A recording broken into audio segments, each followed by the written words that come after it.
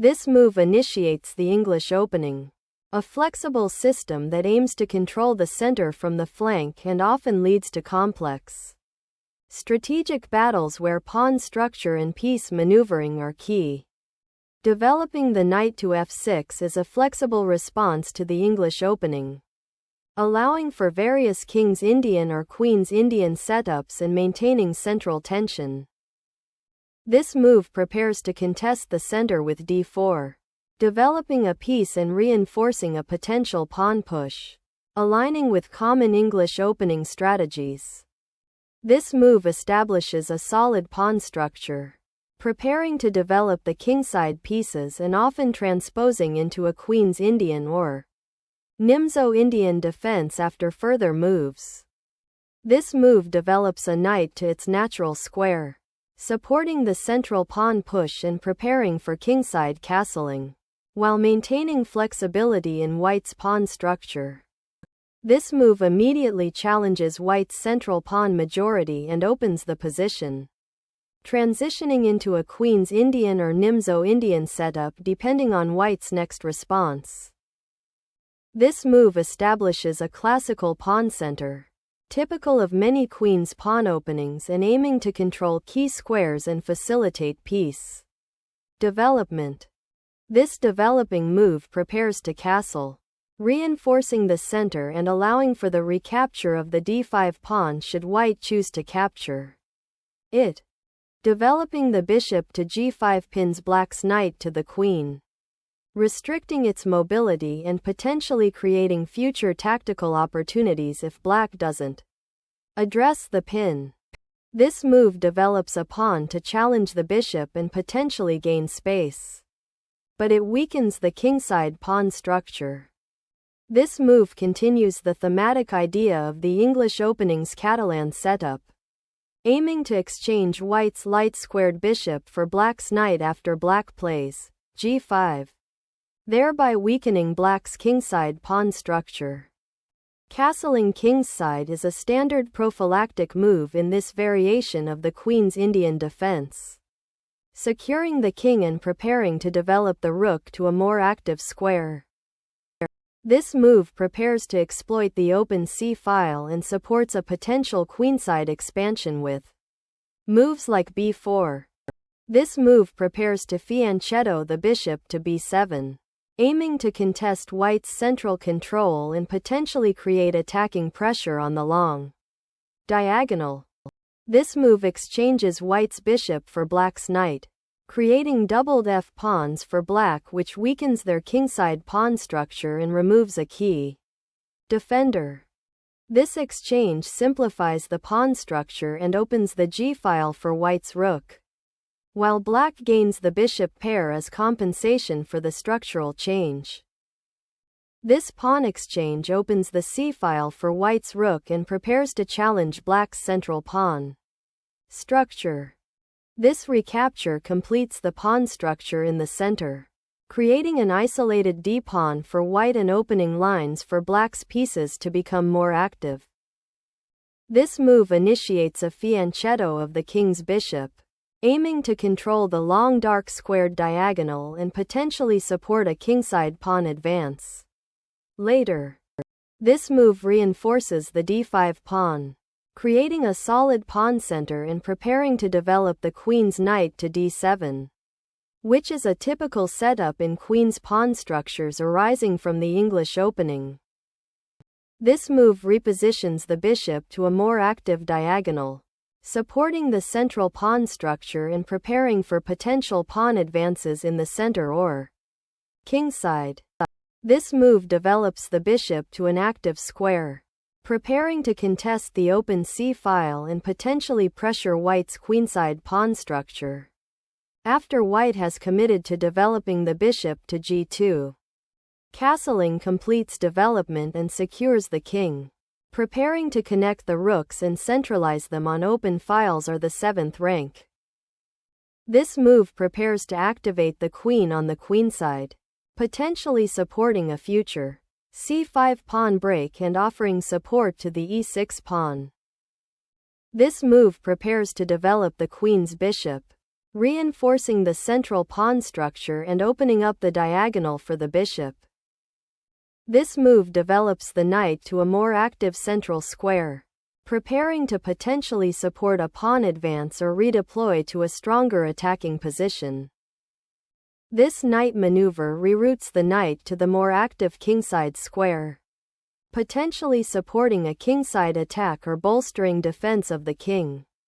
This move prepares to develop the rook to an active central file, reinforcing the kingside and potentially supporting future central pawn breaks or attacks along the e-file. This move prepares to relocate the knight to a more active central square, aiming to support potential pawn advances on the kingside or pressure black's queenside if the opportunity arises. This move prepares to challenge white's control of the kingside with a pawn storm, while also creating a potential outpost for the knight on f5. This move repositions the knight to a more active central square, eyeing potential outpost squares like e6 and d5, while also supporting a potential advance of the e-pawn. This move strategically repositions the bishop to a more active diagonal and prepares for potential future kingside pawn breaks. This move initiates a kingside pawn storm, aiming to disrupt black's kingside pawn structure and potentially open lines for attack against the castled king. This move develops the bishop to an active diagonal, preparing to challenge white's pawn on g4 and potentially support a c5 break in the future. This move prepares to expand on the kingside, aiming to create weaknesses in black's pawn structure and potentially open lines for white's attacking pieces. This move initiates a strategic repositioning of the knight, aiming to redeploy it to more active squares like e6 or g6 to support the central pawn structure, and prepare for a potential queenside or kingside expansion. This exchange simplifies the pawn structure and opens the e-file, creating potential activity for white's pieces, particularly the rook on c1. This recapture reinforces black's central pawn structure and prepares to contest the d-file while maintaining piece activity. This move centralizes the queen, connecting the rooks and preparing to contest the central files or support a kingside pawn advance. The rook actively joins the fight on the semi-open d-file, aiming to challenge white's control and prepare for potential breakthroughs or exchanges. This move repositions the rook to a more active square, preparing to contest the c-file and potentially support an advance on the queenside or central pawn breaks. This knight maneuver prepares to contest the d-file and potentially transpose into a more active central role, aiming to break white's pawn chain or support a kingside initiative. This knight maneuver aims to pressure the c7 pawn and control the a4-e7 diagonal, preparing for potential advances on the queenside or a regrouping to a more active square like c5. This move repositions the queen to a more active square, aiming to connect the rooks and potentially support an advance on the kingside or central play. This move supports the advanced pawn on c4 and prepares to bring the b1 knight to a more active central square, potentially via a3 or c3. The rook moves to the 6th rank, preparing to support the central pawns and potentially contest the d-file if it opens.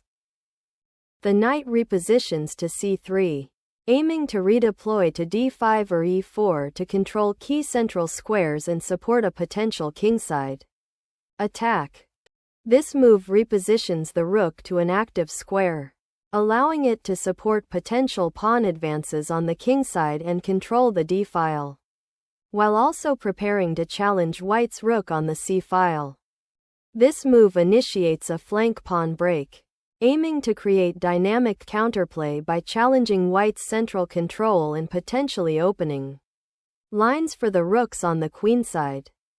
The bishop retreats to a more active diagonal, anticipating potential pawn pushes on the kingside and offering defensive support for the e6 pawn. This knight maneuver prepares to reroute the knight to a more active square, likely f4 or g3, to improve its attacking potential against black's kingside or support a central pawn push. This move reinforces the queenside pawn structure, preventing white's knight from infiltrating on c5 and preparing to advance the b-pawn if an opportunity arises. This move repositions the queen to prepare for a potential queenside attack by supporting the b-pawn advance and eyeing the c6 pawn as a target. The knight retreats to the queenside, aiming to reroute to c7 or b6 to support the queenside pawn structure and potentially contest the open c-file. White initiates an aggressive queenside pawn storm with 28, a4, aiming to exploit the pinned na8 and create weaknesses in black's pawn structure. Capturing the pawn opens the a-file for white's rook and creates a passed pawn on a4 for black, leading to complex pawn structure exchanges and dynamic play. Capturing on a4 reclaims the pawn lost and opens a critical line for the queen to potentially exert pressure on white's queenside expansion. The knight repositions to b6, aiming to support the c4 pawn push or potentially reroute to c4 or d5 to contest the central squares. This move repositions the queen to a more active square, controlling key central squares and potentially supporting a queenside pawn advance or preparing to attack on the kingside. This move repositions the rook to a more active square on the b-file, potentially preparing to contest the open file or support a pawn advance. This move repositions the knight to a more active central square, preparing to contest the d-file and potentially support a kingside pawn advance or reinforce the queenside defense. The knight repositions to the c4 square, a strong outpost that simultaneously attacks white's queenside pawn structure and controls key central squares, preparing to pressure the b2 pawn and potentially support a kingside advance. This move repositions the queen to a more active diagonal, preparing to attack the d5 pawn and potentially create threats along the a-file. This pawn thrust is an attempt to create counterplay on the kingside by challenging white's advanced pawns and opening lines for black's pieces. This move opens the g-file, creating attacking chances against black's castled king and potentially weakening the pawn structure around the king if black recaptures with the h-pawn. This move activates the queen to attack the doubled pawns on the c and e files, forcing white to defend and potentially creating tactical opportunities if white miscalculates the response. This move aggressively targets black's pawn on a7, aiming to disrupt their queenside pawn structure and potentially open lines for white's queen and rooks. This move sacrifices the b-pawn to open lines and activate the rook against white's somewhat loose queen and vulnerable kingside, creating tactical opportunities in a complex middle game. This move activates the rook on a1, contesting the a-file and preparing to put pressure on black's queenside pawn structure, especially after black's aggressive pawn sacrifice. This move begins a crucial maneuver to bring the queen back into the game and support the defense of the important b4 pawn, aiming to consolidate the position after the pawn exchange and prepare for potential counterplay. This move repositions the rook to the c-file, aiming to contest the open file and potentially apply pressure against black's queenside pawn structure. The rook on b7 aims to create a battery with the queen on c8 along the b-file, potentially challenging white's queenside control and preparing for future infiltration. The queen repositions to a more active square, eyeing potential threats on the queenside and maintaining pressure on black's vulnerable pawns. This move aims to activate the rook on the f-file and potentially support a further pawn advance or provide defense for the king, seeking more active piece play in this closed position. This move breaks the symmetry of the position and exploits black's somewhat passive piece placement, aiming to open lines for white's rooks and create threats against the black king. This capture on c4 opens the b-file for black's rook, creating immediate pressure and challenging white's control of the critical open file. This move recaptures the pawn and opens the a-file for white, aiming to create pressure along this newly created open file against black's queenside.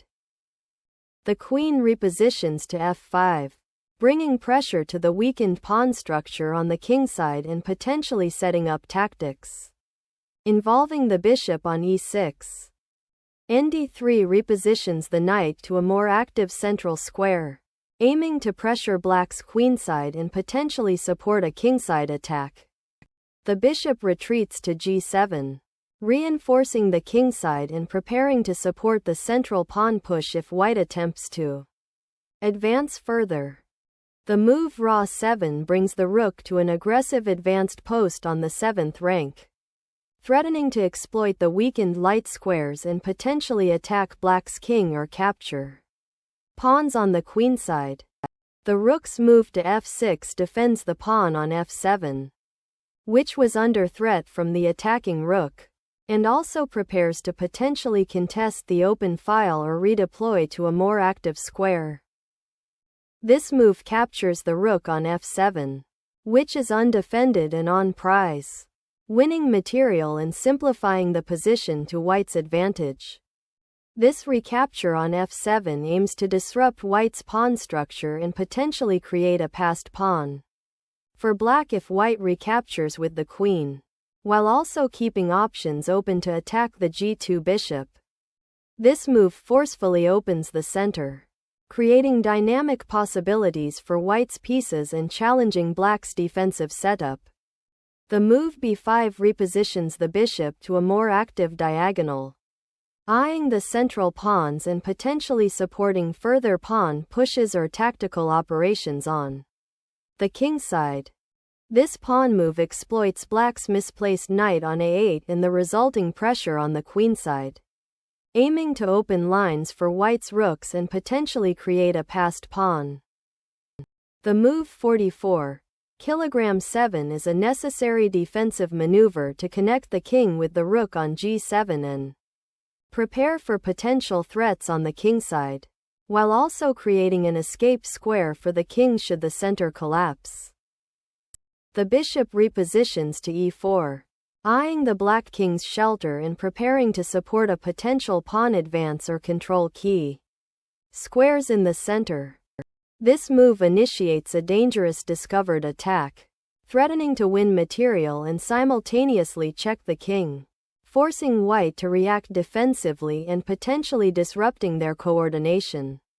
This move tucks the king to safety on a more defensive square, anticipating further complications after the recent exchange of queens and pawns.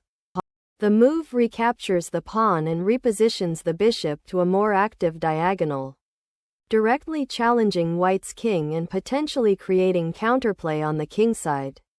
This move activates the bishop, creating threats against black's king and potentially preparing a pawn push on the kingside. This move repositions the rook to a more active square, eyeing the weakened light squares on white's kingside and preparing to support potential pawn advances on the queenside. The bishop retreats to a safer square, preserving its defensive capabilities while eyeing the potential advancement of the e-pawn. This pawn push on h5 aims to create queenside space and potentially open lines for the black king, while also preventing white from advancing their own g-pawn. This move repositions the bishop to a more active diagonal, eyeing the h5 pawn and potentially supporting a future kingside attack while also defending the e4 square. The recapture of the pawn on c4 with the queen is a reasonable choice to maintain material equality. and maintain pressure, although it allows white to centralize their pieces further. The king now steps off the vulnerable back rank and into the center, preparing for the endgame and potentially supporting pawn advances or a central rook maneuver. This move, Re4, prepares to redeploy the rook to a more active central file, potentially supporting an attack on white's king or creating threats along the fourth rank. This move initiates a decisive tactical sequence by forcing the black king to a more exposed square, enabling the white queen to target the vulnerable pawns on the queenside while simultaneously preparing to exploit the open c-file. This move seeks to exploit the vulnerability on the queen's bishop diagonal by preparing to recapture the pawn and create threats against white's king. This move repositions the queen to a more active square, eyeing the potential for kingside attacks and potentially creating threats against black's vulnerable pawn structure. The queen repositions to the fifth rank, aiming to exchange queens and simplify into a more favorable endgame with the rook and bishop, or to maintain pressure on white's kingside if white declines the exchange. This move forces the black king into a more vulnerable position, potentially leading to an attack on the f7 pawn or opening lines for white's pieces. This move is a passive defensive response, allowing white's king to escape the check and maintain a strong attacking position on the queenside. This queen check is a decisive attacking maneuver, forcing the black king into a vulnerable position and leading to an imminent material advantage for white. The king seeks safety on the h7 square, away from the critical diagonal and potential checks along the seventh rank. This move aims to simplify the position by forcing exchanges, which is generally favorable when ahead in material and aiming to convert an advantage. The bishop retreats to c7 to defend the pawn on e7 and prepare to potentially redeploy to a more active square, perhaps b8, if white continues to press on the queenside. This move activates the queen to a more central and aggressive square, preparing to support potential pawn pushes or to join an attack on black's king if the opportunity arises.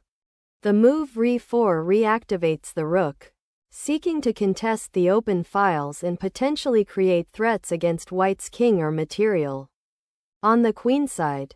This move initiates a pawn break to destabilize black's king position, aiming to open lines for white's pieces and exploit the weakened pawn structure. This move aims to reposition the bishop to a more active square where it can potentially support the king or challenge white's advancing pawns on the queenside. The bishop now moves to c2, unblocking the rook on the a-file and supporting potential advances on the kingside while also maintaining control of the crucial dark squares. This move forces white's king into a more vulnerable position and opens up attacking possibilities for black's queen and rook. This move redirects the king to safety, away from the dangerous discovered check and potential tactical threats on the d-file after black's decisive pawn sacrifice. This check forces the black queen to abandon the protection of the d6 square, allowing white to consolidate their material advantage with the upcoming recaptures. The king's recapture on d1 stabilizes the position after the previous checks and prepares to defend the vulnerable pawns and potentially regroup the king to a safer square. This check forces the white king to move, potentially bringing the black queen into a more active role and disrupting white's attempts to consolidate their material advantage. The king steps into a defensive posture to avoid further checks and prepare for potential pawn advances or kingside operations. This move, 61. Re4, repositions the rook to a more active square, potentially threatening white's queen and reinforcing the bishop on d6 in anticipation of potential checks or pawn advances.